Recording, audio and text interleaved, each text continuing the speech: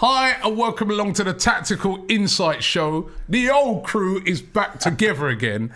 I'm in the building alongside Graham. And the reason being, James is on holiday at the moment. You know what, lucky him, man, over there in Thailand. I saw him do an interview after the game. I was like, I was wondering to myself, did he actually go to Thailand? He just looked in some little nondescript room, you know. But listen, lucky for him, he weren't here for that last night because that was shocking. Of course, the game we're talking about is Crystal Palace 3, Arsenal 0. Graham, we're going to go through it. We're going to run through it. You're going to break it down for us. You're going to give us the tactics. But first of all, you gave me a stat before the show started, which I found absolutely unbelievable. And that stat was based upon the last time me and you did this show, which was? February the 25th, 2020. I can't believe that. It was a W. And we won? We won. Everton at home, 3-2. So you come back with a loss. Bloody hell. Bloody hell. 2020, that long? Yeah. Bloody hell. But listen, I love the show with you and James. You know, it's brilliant. I love the way you guys break it down. And we're going to break down this one today. And I have to say, it was a horror show. It really was. I woke up this morning and I have to admit a little bit of my confidence has been knocked in whether Arsenal can do it. I think we're right up against it now. You know what I mean? It didn't go well. We got injuries to some key players, which I know you're going to talk about later on.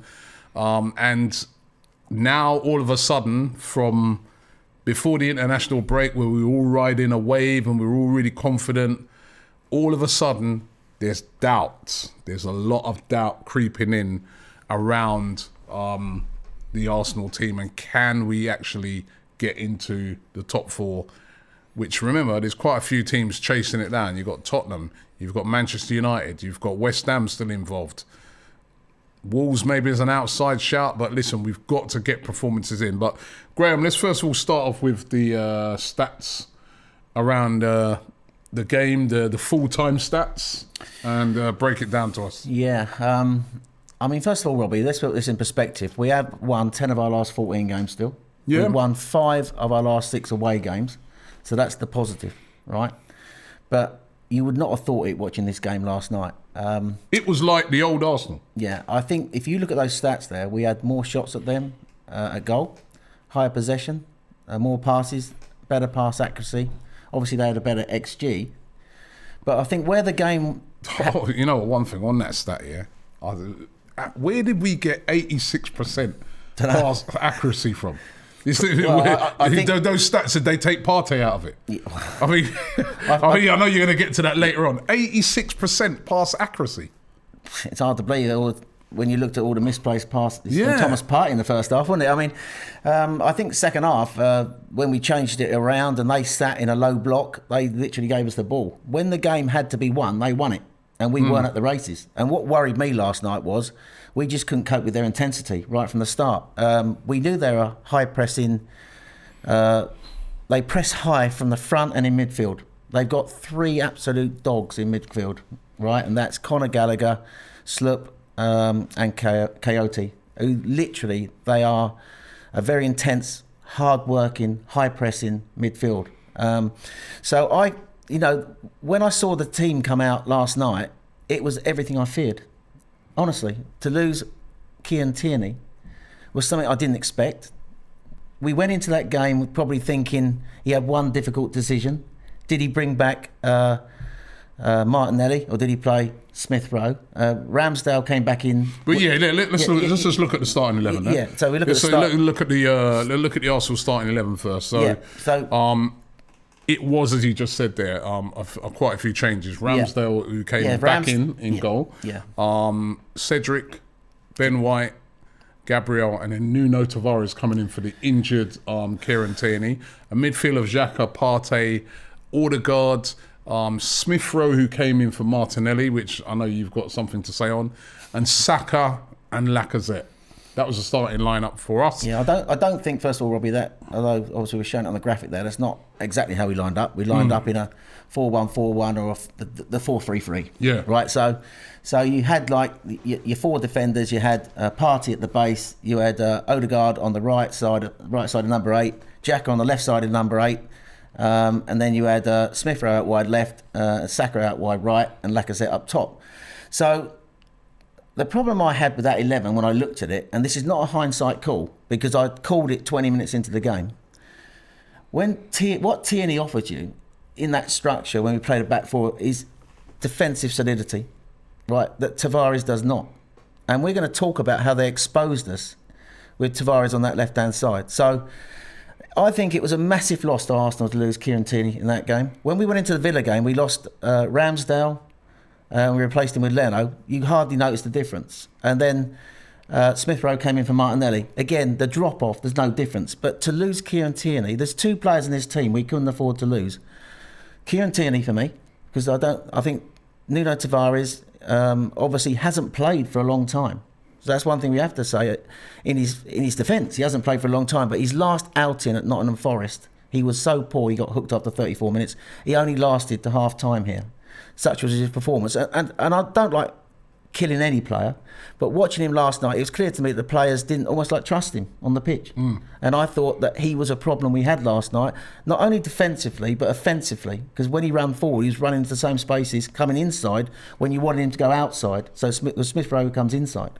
So he was a massive problem. And then to lose Partey at the end there, the drop-off again, Lokonga is not at that level. So I know we're going to end this show talking about what he might do moving forward.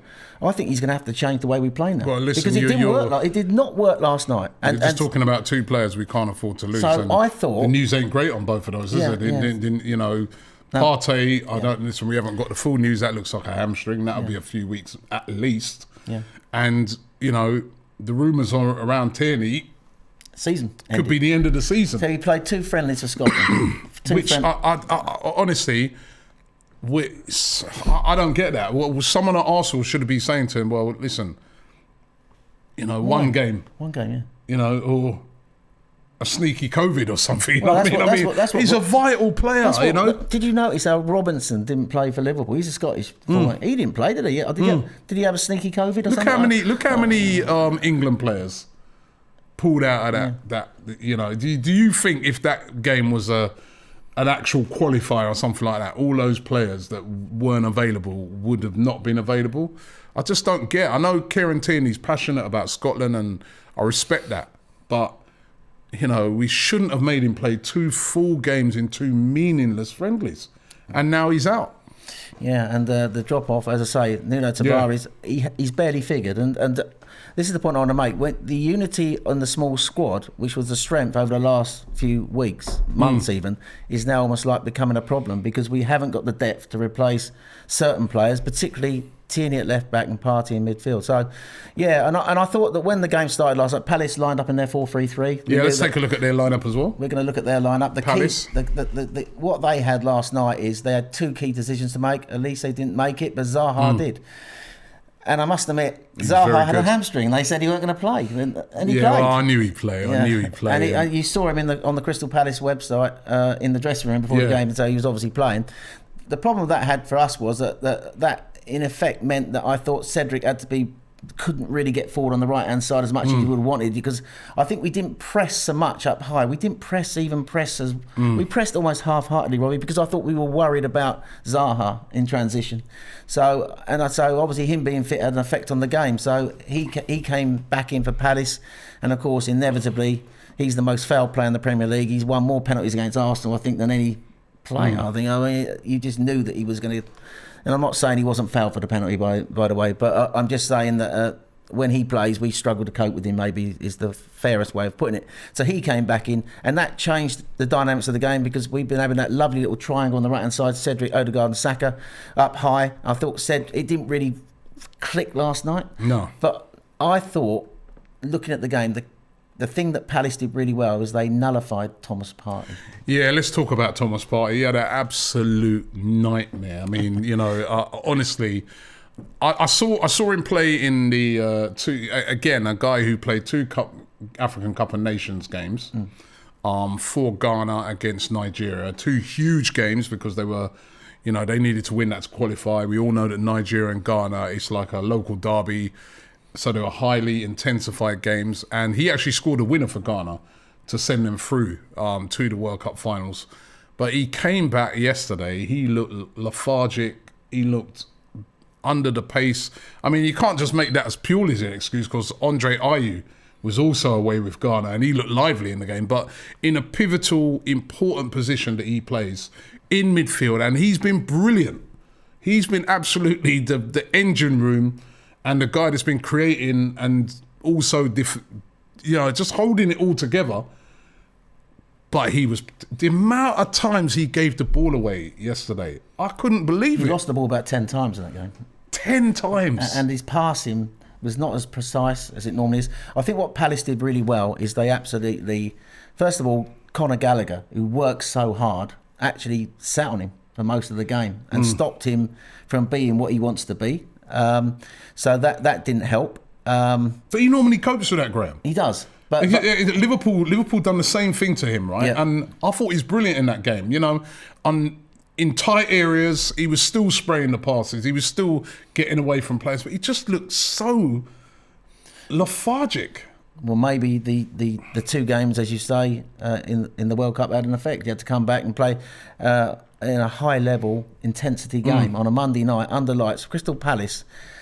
Let's give Palace some credit, right? They were excellent. They were excellent last night, right? And they are on a very good run. I think that in the last 10 games they've had something like 3 clean sheets. They've only lost 1. And they are on a good run. And they've under Patrick Vieira, they've reached an FA Cup semi-final. And he did a number in Arsenal last night. We were absolutely. He looked at us and thought, well, I'm going to stop Partey. And that's what he set out to do, and he did it. I thought 20 minutes into that game, we'd conceded the first goal, and we're going to talk about how sloppy we were, because we literally, as much as Palace did a job on us, we were sloppy. We gave them the goals. We gave them everything they wanted. All 3 goals. All 3 goals. We gave them, in a way, 3 goals. But I thought that first 20 minutes, we were struggling to get a foothold in the game. When you go away from home, you want your midfield to be tight, compact, and to sort of like get on the ball and sort of start sort of like pushing the opposition back, working hard, intense. But I think we didn't have that. I think it needed Xhaka to drop back to be almost like a second number 6, but to help Partey. And I thought he could have adjusted that in the game. He didn't do it in the first half.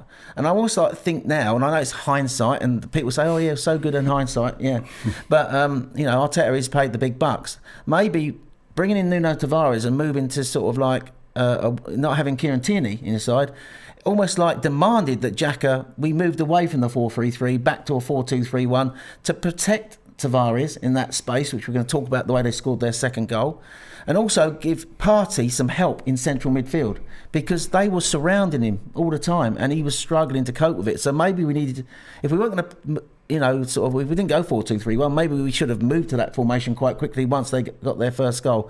Because I know you're going to put up on the screen now Thomas Partey's numbers, because his numbers, this is what he is for Arsenal. Patrick Vieira would have been well know of his importance to Arsenal. Most take-ons completed, most tackles made, most duels won, most possession won. But in this game, he lost the ball 10 times. That's the number they did on him. They literally nullified him. Conor Gallagher sat on him in that game. And Conor Gallagher runs round, as I say, like a madman, doesn't he? He's like the energy he's got, this guy. And they had 3 players also coming back from England duty. So they were, I think, confident. Yeah, they had 3 players coming back from England duty. But the point I was making on Partey is that, come on, those England games, they were like a park game, weren't they? And and none of those players played all of those games. Thomas Partey had to play back-to-back World Cup qualifier, high intensity. There's loads of shenanigans going on in that game. Like there's one game when Ghana was training and they turned the lights off on them and all kind of things. I mean, so it was a big difference. But listen, even with that, we just looked so. I mean, it weren't just Thomas Partey, but that was one of the key battle areas. The point I'm making is that those 3 players, Gallagher, Tyrant Mitchell was the other one, and Gay. Yeah, they would have come back into that game having been on international duty. That gives them confidence, and they would have gone back on the high of being part of the England group. They came back into that game on a high, right? And they all played well. They all played well. That's the point I'm making. More than they only played half a game.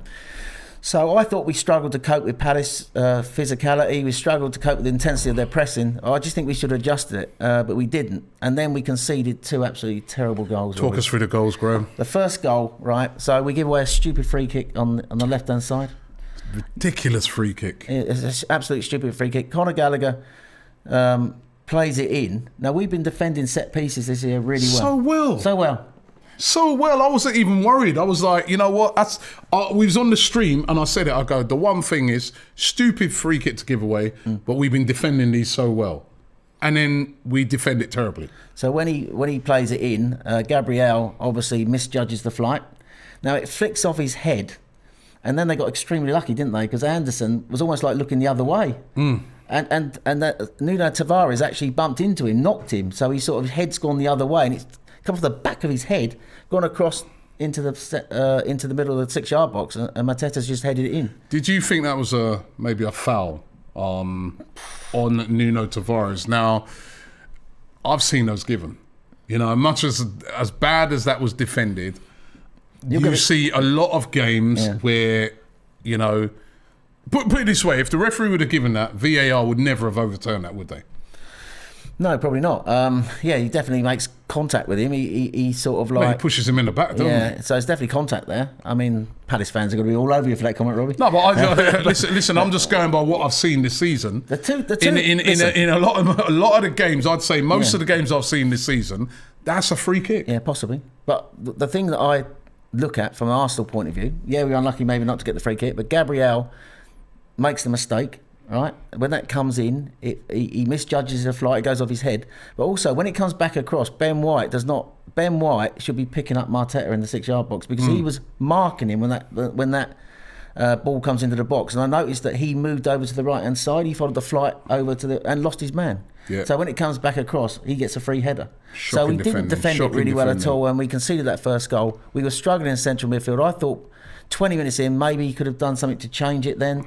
Not bring anyone on, take anyone off. I mean, change the way we tactical change on the pitch. Get Xhaka maybe back next to Partey to sort of like, because we were just doing nothing. Lacazette was awful last night. Was he playing? Well, I mean, you know, it was only a couple of weeks ago that I actually beefed him up on one of my fan cams. He was shocking. But he was the last 2 games for me. If he's not offering what he offers in build-up, which he's not, because he hasn't scored a goal now from open play since December 11th. Robbie, that's shocking, Southampton, 17. That's shocking, and that not getting a striker in January now. I said it at the time that I just thought that was a huge error. You know, and you know, then we've let a striker go, and he's smashing in the goals left, right, and centre in Barcelona. But he, you know, Lacazette yesterday, with the high intensity and everything, looked like an old man out there. Yeah, didn't he? He looked like you know, when you see a game of football when you know those veteran games, legends games, when you see like there's a legend out there who's playing and he's playing with a load of youngsters. Yeah. Right, he's still got it, the legend, but the youngsters are just so quick. That's what he reminded me of yesterday. He just it was dreadful, dreadful. Talk through the second goal. Right, highlighted the problem we have with Nuno Tavares. Right, for me, he's a guy who basically is great going forward. Right, he's not so great defending, and I think this was a mistake by him as much as Gabriel. I mean, basically, Gabriel again though missed the ball again. When the ball goes to Anderson, it's a ball through the middle of our midfield into our defence. If Xhaka is back, not pressing high, maybe back in the 2 with Partey on that left hand side, maybe he cuts that out, or maybe he's there to help, but he's not.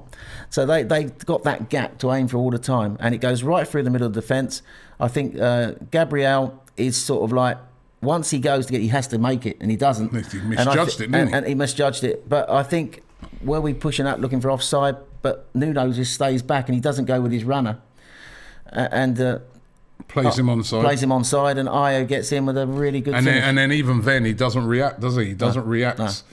No. And Ayew, I saw, like, couldn't hit a barn door when I saw him playing in the African Cup of Nations with an absolutely brilliant finish. Yeah, I think it's ridiculous about his second goal in something like 56 games. Yeah, ridiculous. Crazy. So they were well worth their 2 goals. And when the game had to be won, they won it. And then, of course, they got control of the game. So we needed to change something. So we went into half-time 2 down. And then, for me, the big mistake Arteta made last night, and I think Lee Judges got it absolutely spot on, is Martinelli should have played on that left-hand side. I just couldn't believe that decision by Arteta. You wanted to look at Martinelli as well? Martinelli, his numbers when he came on, because we're struggling to find good numbers for Arsenal players today. But Martinelli, when he came on, had 45 minutes against Palace, 41 touches, 20 passes, 1 chance creation, completed 2 of his 2 dribbles, and even was working hard off the ball, won 4 of his 5 ground duels. So he offered something. So what we did at half-time, and this was, Nuno was hooked. Xhaka went back. Xhaka went back to left back, and then Martinelli first of all started off out wide left. Smith Rowe came inside, and we moved. We made that change straight away, and he adjusted again later on in the game when he even had Nketiah, Lacazette, Saka, Martinelli on the pitch at the same time, didn't he? And Smith Rowe dropped back. He literally had everybody up front, and we changed the formation twice in the second half. You know what the thing is about, right? We were better in the second half, right? Yeah. And had the players have been more clinical with the chances that fell to them, we could have been looking on it and say, well, you know what a masterclass by Mikel Arteta in that second half, because Smith Rowe was guilty of missing 2 chances. One of those where he's clean through, he's got to take that. Well, it sort of like deflects into his path, and I think he takes it too quickly. He has more time than he thinks, Robbie, and he just needed a bit of composure there. Then he could have just sort of like side-footed in. He tried to pass it almost, but he took it too quickly. The big miss really for me was the Odegaard miss. The Odegaard, I think both of those misses were glaring misses, and we could have been looking at a 2-2. And also, what you've got to remember about Crystal Palace is that they're a team this season that have been very frail. When a team sort of gets a goal back, we did it to them at the Emirates. There was a game they played against Brighton when Brighton, equalised. They've had quite a few cases of that this season. It would have sent loads of nerves through them. Yeah. We didn't get that goal back. We had the chances. Yeah, we did. This is where sometimes it's harsh on a manager, because we've spoken about the things he's got wrong. In the second half, his formation and the things he tried, he actually got it right, but the players were not clinical enough to dispatch the chances that came. And again, that cost us. And then Nketiah hit the bar. Nketiah hits the bar as well. I thought he was lively when he came on, by the way. And then we go and give away another ridiculous, stupid penalty. Martin Odegaard, guilty again. He did one of those at Man United at Old Trafford. He ain't learnt. No. And I think the thing is, what annoyed me about that, Robbie, we had 3 players there to deal with that. He didn't have to do that. I mean, Zaha's in the box. We've got 3 players round him. Just need to shepherd him. And he's looking to go over a leg, and he always is. And I think, for all that, I thought Zaha had a really good performance for them last night. I know we don't show opposition players' numbers, but the contrast between him and Saka last night, Saka is obviously key to us. Let's look at Saka. Let's look at Saka's numbers last night, because they weren't as good as what they normally are. No. And they kept him quiet last night. He only had 48 touches. His pass accuracy well down what it normally is. He lost possession 13 times. He only had 2 final third entries and only 1 shot. So they, as much as they nullified Thomas Partey in our midfield with Gallagher sitting on him, also Mitchell kept him very quiet on that side, and Saka couldn't really get into the game. And I just didn't think we got the ball to Saka quick enough as well. Every time he got the ball, it was slightly behind him, and it was just a poor quality of pass from midfield. I mean, there was just nothing. Just nothing of much quality in that game. And then, as I said, when there were bits of quality, we didn't put it away.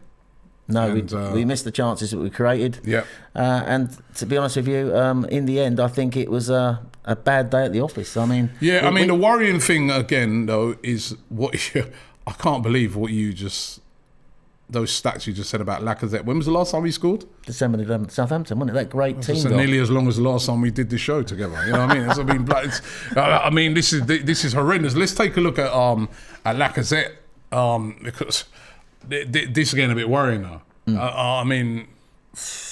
19 hours and 23 minutes of Premier League football without scoring a goal from open play.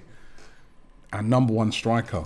I mean, you look at some of the other teams, right? And I've been saying this all along when they run into the top 4. Man United got Ronaldo. They got, I know their strikers ain't really been firing, but they've got about 4 strikers, right?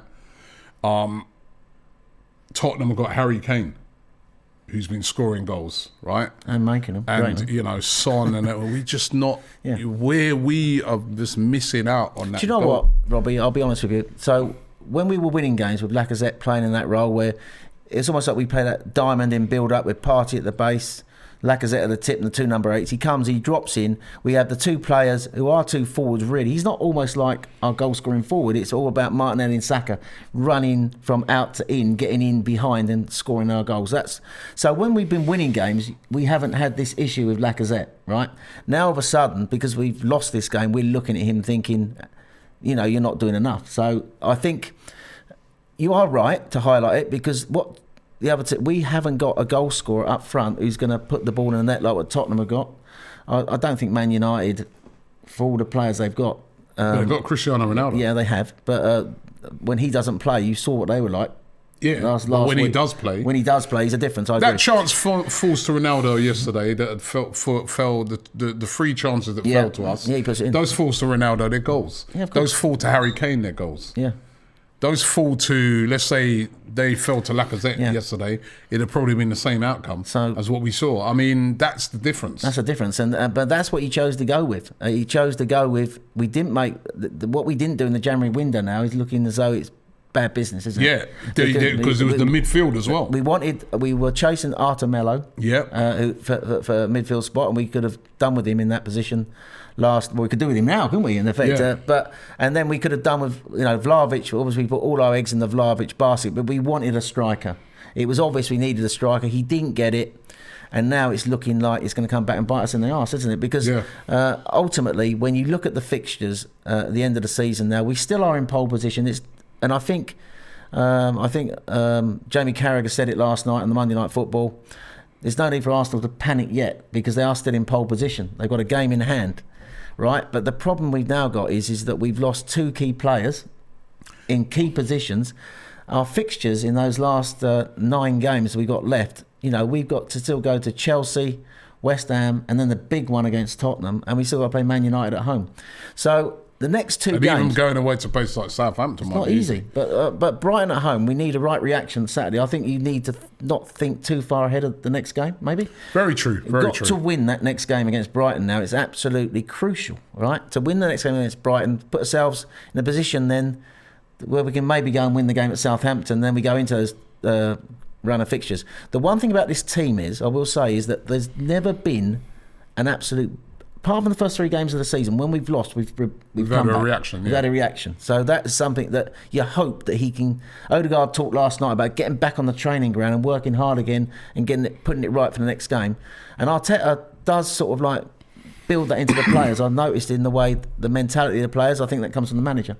So we really need to see a reaction this week. But I think one thing he's got to think about is, does he change the formation? You start Tavares on Saturday against Brighton. Would you? Yeah. Why?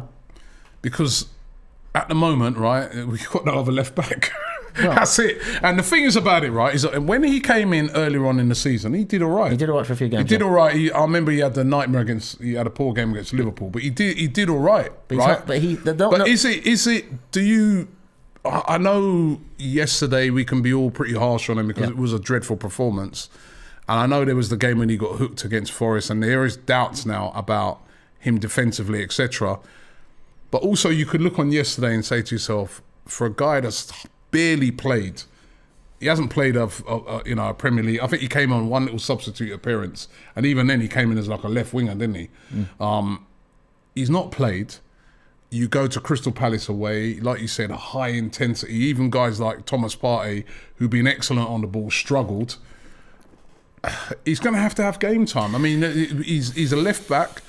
I think sometimes you've just got to show faith in a player. I mean, I know what everyone's saying, but if we're saying, you just said it, Jamie Carragher said it, I saw Kevin Campbell, I heard him on the radio, he said it as well. If everyone's saying don't panic, then you can't just drop him out the team. Then don't panic. Let's see him in the team, and let's see if he can play himself into a bit of form at home at the Emirates against Brighton. Can't take no team for granted, but they're on a poor run. Otherwise, when is he going to get in the team? Where do you think his confidence is? He's been hooked now 34 minutes into the Nottingham Forest game, half time against Crystal Palace, right? So that's one thing. So you saying, yeah, but he's got to play, isn't he? Yeah, but he's hooked him twice, right? I know, but how do you get his confidence back? Did you see on the picture last night the players having confidence in him? No, but how do you get the confidence? Well, back? I'll tell you how to get confidence in him. You're going to have to change the formation and give him protection. And the only way you do that is have two holding midfielders. You literally have someone on. There's a massive gap last night on his side, right, where Xhaka's up so high. I think he's got to move away from that, maybe, and move Xhaka back deeper. There was Lee was saying yesterday that maybe play like a back three. He could do that. Yeah, because he's definitely in the wing back role. Well, and to be honest, see him. that's where I wanted him last night, right? To be high up the pitch. When we were playing out from the back, they were going out all the time down the right because he wasn't up high. But if he's up high, you can play out to him. Maybe go over. Ramsey could play over the top to him high up the pitch. We play three centre halves. You play him and say Cedric as two wing backs. That would help him, wouldn't it? And that is an option. The other option is to give him protection on that left hand side, not leave it so open. So he's exposed defensively because that's his weakness. A bit like when Cedric plays. One of the reasons why Cedric's been so good in the team, Robbie, because they recognise he's an offensive fullback. He's not great at defending, but his qualities are going forward. And he weren't bad last night. He was one of the better players. He's slung most crosses into the box of any Arsenal player in the last few weeks. So, and much the same way as Tavares, but his strength is up high. But the problem was last night was he was so shot of confidence that he's so unpredictable. The players don't know what he's going to do, and he was like coming inside all the time when you want him to go on the outside. So we never had a threat in behind because he never went on the outside. He came inside when he went forward, and he was running in the same lanes as Xhaka and Smith Rowe. So if you don't play him then, if you don't play him on Saturday, who plays the left back? Well, he's got two options, hasn't he? First of all, you're hoping that maybe Tomiyasu. I know he went in the squad last night. You told me that before we started the show today. But if he is fit, Cedric could maybe play left back. I know he ain't been great there. I remember last year when he played left back. But he's been playing well, hasn't he? He's on the right. But remember when we switched him to left back, he wasn't very good either. But he's been playing well this season. So I think he came in and went left back this season. He's been playing well right back. I don't see any reason why he can't move over to the left-hand side. The other option for me, and I know you don't favour it, is to play Saka there on the left-hand side. Not Xhaka. He did okay there last night, but I think we need him in centre mid with Partey now gone. What are you going to play? You're just going to play Lokonga? You can't play Lokonga as just a number 6, can you? I'm worried. He needs Xhaka needs to be alongside Lokonga for Lokonga to play as well as he can. When we played Lokonga as a lone number 6, he struggled. So he can't do what Partey does. That's why that injury, if it is what it is so massive for Arsenal. So I think he's got two options. I won't play Xhaka there. And I noticed last night, Palace, immediately when Xhaka's numbers were reasonable last night, to be fair to him. But when he went over to that left-hand side, I noticed immediately Zaha went over onto that side, didn't he? And he had that run at him, and that made him look a bit ordinary. So, and I think teams will now target our weaknesses. Where, you look at the way opposition play, and that tells you where they see your weaknesses are. The same as they targeted Tavares last night, they would target Xhaka. Last year, coming to the end of the season, our season was derailed in the European campaign the moment we lost Tierney at left back, or we lost our left back, and he put Xhaka at left back. That cost us that European semi-final, or helped cost us that semi-final. So I think I'm not a big fan of taking a strength out of an area and weakening another area. I would rather we played either. I know Cedric's not a left back, but he's a full back, and if you're not going to play him there, you could switch to the back 5. I mean, he's got to think now what he's going to do. We played Brighton on Saturday. But you've got no faith in Tavares at all? I don't think we'll see him in an Arsenal shirt again this season. Wow. And in midfield, who comes in for Partey, Lokonga or El Neni? Well, El Neni hasn't been around the squad, has he? He's not played, no. No, so I think you're looking at probably Xhaka and Lokonga as a midfield. I would go with Xhaka and Lokonga as a midfield too. The other thing you could think about against Brighton, they play a back 3. Do we match up? But we're at home, aren't we? So do we want to play? It's an option when for example, when we play Chelsea, if they're going to play, Chelsea were ripped apart on Saturday by Brentford because they didn't have their back 3. They went to a back 2, and Brentford exposed them, right? But when Chelsea will play us with a back 3, so we could think about playing a back 3 against Chelsea, matching them up to give ourselves the best chance of that game. But when we play Brighton at home, I think you've got to be looking to be more offensive. So you've got to go with a back 4. But for me, Saka is the option, and then it takes away the strength up front, doesn't it? But you can bring in Pepe if he's fit, can't you? Yeah, Pepe. So. But I'm just thinking, would you start Lacazette on Saturday? So who would you bring in instead of him? Nketiah, or would you move Martinelli down there? Eddie Nketiah look very lively. Is it time to give him a Possibly. chance? But then... or again, is that panicking? Because, as I said, we're all saying don't panic. Yeah. If the word is don't panic, then really you should go with a similar type of team. Yeah, I think he'll play Lacazette on Saturday. Look. I've got a final question for you in a minute. Yeah, cool. You ready for it? Go on in. Can we make top 4? It's still in our hands. But how are you feeling about it after last night? Not as confident as I was. I'll be honest with you. But I've always felt that the Tottenham fixture list is so favourable. I've looked at Tottenham's fixtures, right? And I expect them to lose at Liverpool. Take away our game. What are their difficult fixtures? Probably Aston Villa away, who are in a bad form at the moment, struggling. Leicester at home. They might drop points there. We need them, I think, technically. We need them to drop points against Villa or Leicester, and all of a sudden they found a better form. We need to avoid defeat when we play them as well. That's what it could boil down to. Boil down to. There's going to be a lot of twists and turns between now and the end of the season. There always was going to be, and it was a really, really tough night for Arsenal.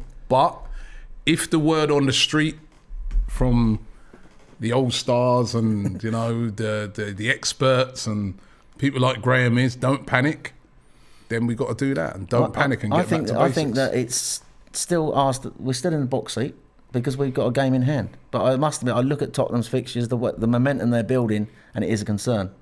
So look, I think it could boil down to us not losing at Tottenham, and but it could boil down to now how we deal with these injuries as well. Yeah.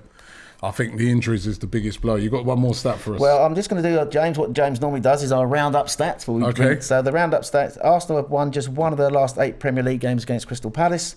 Have now conceded twice. Arsenal have now conceded twice in the first half an away game in the Premier League for the second time this season. Do you know the other team who put 2 passes in the first half was early in the season?